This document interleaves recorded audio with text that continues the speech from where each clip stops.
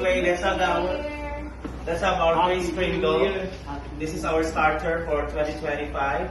The night right before Christmas, pass the present game. Okay, each person starts with a gift, our own gifts. Pass right or left while reading the poem. Kung makadungog right, you pass to the right. Kung makadungog left, pass back to the left. Okay, I'm going to read the story. And then, in a twinkling, I heard right on the roof. Right.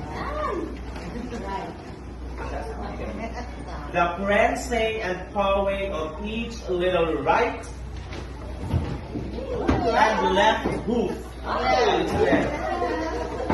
As I drew in my hand and was turning around down the chimney, St. Nicholas came with a bound. He was dressed all in fur, from his head right to his foot. And his clothes were all tarnished with ashes and soot. A bundle of toys he had flung right on his back. And he looked like a peddler just opening his pack. His eyes, how they twinkled. His dimples, how merry. His cheeks were like roses, his nose like a cherry. His droll little mouth was drawn right up like a bow. And the beard of his chin was as white as the snow. The stump of a pipe he held right.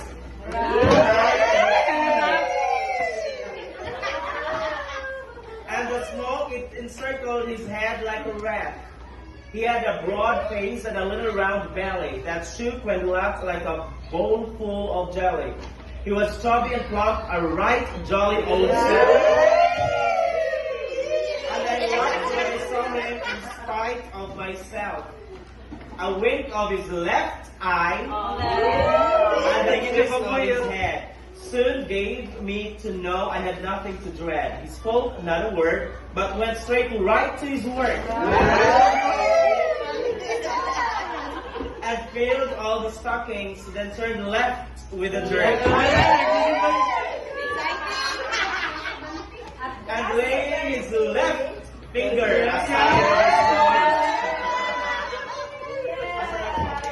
and giving a nod up the chimney, he rose. He sprang right to his left. His team gave a whistle.